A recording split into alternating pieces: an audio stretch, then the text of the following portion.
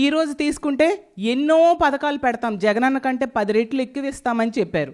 జగనన్న ఎన్నికల సమయంలో ఎంతగానో మొత్తుకున్నా కూడా వినకుండా నమ్మి, కూటమిలో ఉన్న వాళ్ళు చెప్పే మాయ మాటలు నమ్మి ఓట్లు వేయడంతో ఈరోజు కూటమి అధికారంలోకి వచ్చి ఎంత దారుణంగా మోసం చేసిందో చూసాం. ఒక బడ్జెట్ అయిపోయింది, రెండో బడ్జెట్ అయిపోయింది, చాలా దారుణంగా మోసం చేశారు.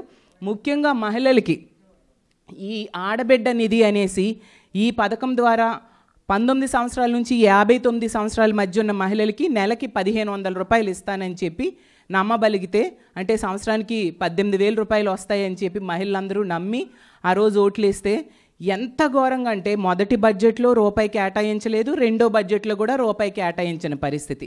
మొన్న బడ్జెట్ సమావేశాల్లో అయితే హోమ్ మినిస్టర్ అనిత గారు రూపాయి కేటాయించలేదని ప్రతిపక్షంలో ఉన్న మేమందరము చెప్తే, మీరు బడ్జెట్ పుస్తకం సరిగ్గా చదువుకొని రండి అని చెప్పారు.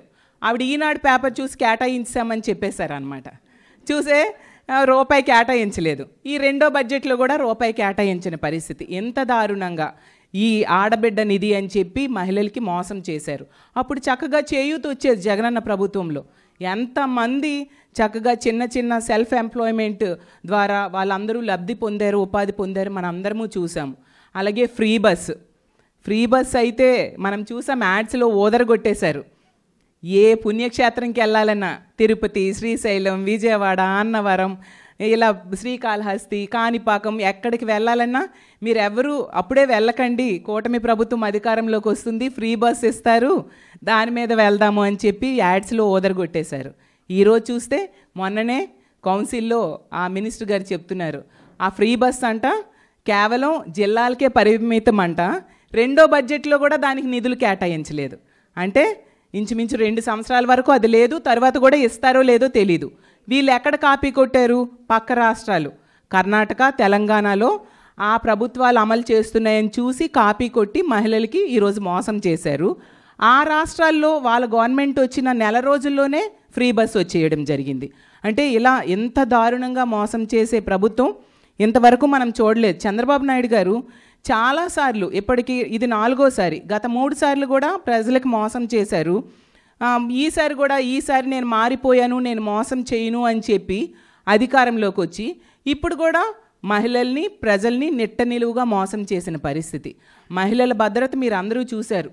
ఈరోజు మనం చాలా అంతర్జాతీయ మహిళా దినోత్సవాలు చేసుకున్నాం.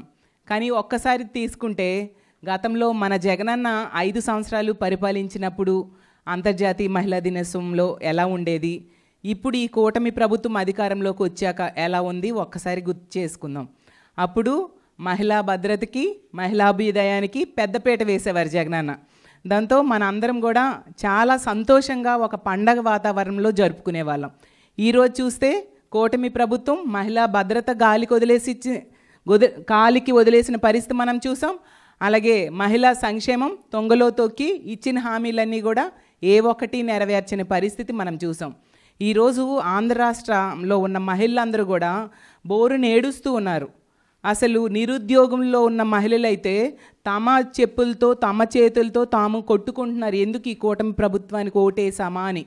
ఆ రోజు తీసుకుంటే ఎన్నికల సమయంలో గతంలో జగనన్న ఇచ్చిన పథకాల కంటే ఎక్కువ పథకాలు ఇస్తాను అని చెప్పి ప్రజల్ని మభ్యపట్టి వీళ్ళు అధికారంలోకి వచ్చారు.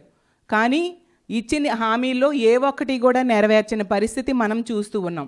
ఆ రోజు జగన్మోహన్ రెడ్డి గారి పాలన చూస్తే ఎన్ని పథకాలు ప్రవేశపెట్టిన, ప్రతి పథకంలో కూడా మహిళలే లబ్ధిదారులుగా ఉండేవారు. అవునా కాదా? మనల్ని రాజకీయంగా, ఆర్థికంగా, సామాజికంగా ఉన్నత స్థానంలో కూర్చోపెట్టడానికి ఎంతగానో కృషి చేశారు. మన రక్షణ కోసం, మన మహిళల రక్షణ కోసం ఒక దిశా వ్యవస్థను తీసుకురావడం జరిగింది. ఆ దిశా వ్యవస్థలో దిశ యాప్, మనందరి ఫోన్లో దిశ యాప్ ఉంది కదా. దిశ యాప్ ఉంటే చాలు, మనకి ఎవరూ తోడవసరం లేదు. అర్ధరాత్రి అయినా ధైర్యంగా రోడ్డు మీద నడిచి వెళ్ళేవాళ్ళం. ఎందుకంటే ఎవరైనా ఇబ్బంది పెడితే ఆ SOS బటన్ నొక్కితే 5 నిమిషాల్లో పోలీసులు వచ్చి మనల్ని రక్షిస్తారన్న ధైర్యం. ఈరోజు ఆ దిశ యాప్ లేదు. ఈ ప్రభుత్వం అధికారంలోకి వచ్చిన వెంటనే దిశ యాప్ని నిర్వీర్యం చేసింది. దిశ పోలీస్ స్టేషన్స్ లేవు, సరిగ్గా పనిచేయట్లేదు. అలాగే ఆ దిశ యాక్ట్, దిశ చట్టాన్ని ఆ రోజు జగన్మోహన్ రెడ్డి గారు ఇక్కడ అసెంబ్లీలో చట్టం చేసి ఉందని ఈరోజు బయటకు వచ్చి మాట్లాడుతున్నావు. నీకు ఏ అర్హత ఉందని మాట్లాడుతున్నావు? ఈరోజు ఆడపిల్లల గురించి మాట్లాడే సందర్భంలో ఎంతమంది ఆడపిల్లలు నీ హయాంలో బలైపోతా ఉంటే, నీ కళ్ళ ముందు నీ ఇంటి పక్కన ఆడపిల్లల తాలూకా ప్రాణాలు పోతా ఉంటే, నువ్వు బయటకొచ్చి ఒక్కరోజు కూడా ప్రశ్నించకుండా, ఒక్కరోజు కూడా దాని గురించి రివ్యూ చేయకుండా, ఒక్కళ్ళ గురించి కూడా శిక్షించండి అని బయటకొచ్చి మాట్లాడకుండా, ఈరోజు అధికారం పోయేసరికి ఈరోజు అక్క చెల్లెమ్మలు గుర్తొచ్చారా? ఈరోజు ఆడబిడ్డలు గుర్తొచ్చారా నీకు? నీ హయాంలో ఈరోజు పరిస్థితి ఎలా ఉందంటే, ప్రజాస్వామ్యం గురించి, అదేవిధంగా ఈరోజు ఇక్కడున్న లా అండ్ ఆర్డర్ గురించి మాట్లాడుతున్నావు. నీ 5 సంవత్సరాల పరిపాలనలో సుమారుగా చెప్పాలంటే ఆంధ్రప్రదేశ్ పరిస్థితి ఎలా అయిపోయిందంటే వెంటిలేటర్ మీదకి వెళ్ళిపోయినట్టు పరిస్థితి వచ్చింది. అంటే ఒక వెంటిలేటర్ మీద ఒక మనిషిని ఎలా పడుకోబెడతారో అలాంటి పరిస్థితి ఆంధ్రప్రదేశ్కి వస్తే, మళ్ళా దానికి ఆక్సిజన్ ఇచ్చి, దానికి ట్రీట్మెంట్ ఇచ్చి, డే బై డే తీసుకొచ్చి పరుగులు పెట్టించే దిశలో గౌరవ చంద్రబాబు నాయుడు గారు పనిచేస్తా ఉంటే, ఈరోజు అది చూడలేక, ఈరోజు చూడడానికి కూడా నీకు మనస్కరించక ఈరోజు ఇటువంటి దారుణమైన అభాండాలు వేస్తున్నావు. ఈరోజు నేను మళ్ళీ మాట్లాడుతున్నా, నీ హయాంలో గంజాయి విపరీతంగా పెరిగిపోయింది. నీ హయాంలో డ్రగ్స్ విపరీతంగా పెరిగిపోయినాయి. ఆడపిల్లల్ని నడి రోడ్డు మీద పొడిచి చంపేసే గంటలు ఎన్ని జరిగినాయి. నువ్వు స్వతంత్రం వచ్చిన తర్వాత ఇలాంటివి జరగలేదో నువ్వు మాట్లాడేవి. ఈరోజు స్వతంత్ర దినోత్సవం రోజే రమ్య అనే అమ్మాయిని నీ హయాంలో నడి రోడ్డు మీద పొడిచి చంపిన ఘటన నువ్వు మర్చిపోయావేమో కానీ జగన్మోహన్ రెడ్డి మేమెవరు మర్చిపోలే. ఆ రోజు మేము అమ్మాయిని ఒకసారి వాళ్ళ కుటుంబ సభ్యులను పరామర్శించడానికి వెళ్తే, అదే రోజు లోకేష్ గారి మీద, మా మీద కూడా ఇప్పటికీ ఆ కేసు నడుస్తూనే ఉంది. ఆ కేసులు ఉన్నాయి మా మీద. అంటే ఈరోజు నువ్వు మాట్లాడుతున్నావు. నేను చాలా క్లియర్గా చెప్తున్నా, ఇక్కడ చాలా బాధపడి నేను ఇక్కడ కూర్చొని ఈరోజు మాట్లాడుతున్నా.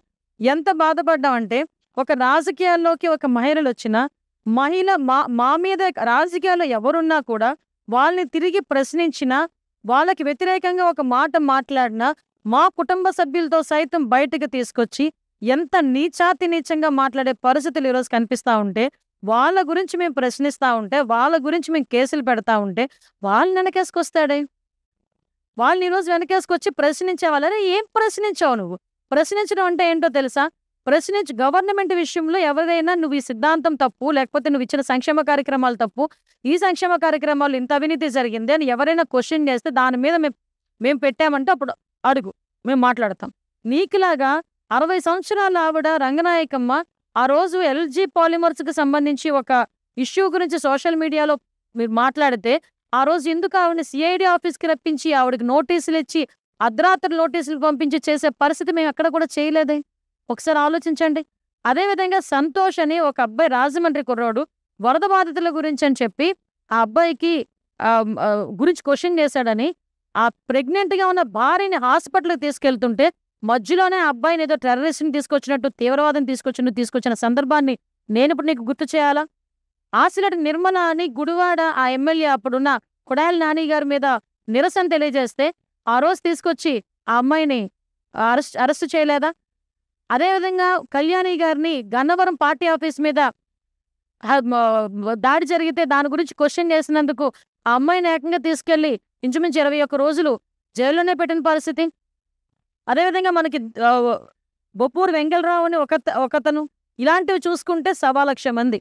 ఇవే కాదు, మీ తాలూకా పైత్యం ఎంతవరకు పెరిగిపోయిందంటే, అప్పుడు అమరావతి మహిళా రైతుల గురించి నీచంగా మాట్లాడి, అమరావతి రైతులు నిజంగా మహిళా రైతులు మానసికంగా ఎంత క్షోభపడ్డారో నాకు తెలుసు. అటువంటి వాళ్ళని ఉద్యమం కూడా చేసుకోనివ్వకుండా, కనీసం దుర్గాదేవి టెంపుల్కి కూడా వాళ్ళు వెళ్తామంటే వెళ్ళనివ్వకుండా నువ్వు చేసిన దురాగతాలు మర్చిపోయావా జగన్మోహన్ రెడ్డి?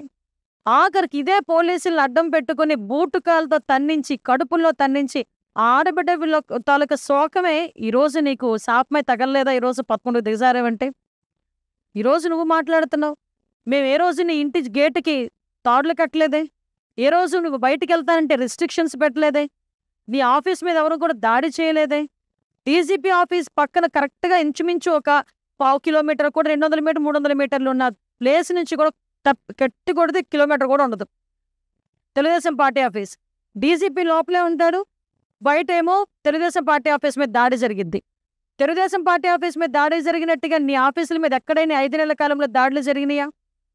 చంద్రబాబు నాయుడు గారు బయటికి వెళ్తే చలో ఆత్మకూరు అని చెప్పేసి ఆ రోజు నినాదం ఇస్తే ఇంటికొచ్చి తాడులు కట్టిన పరిస్థితి నువ్వు మర్చిపోయావు, తాడులు కట్టించిన పరిస్థితి నువ్వు మర్చిపోయావా?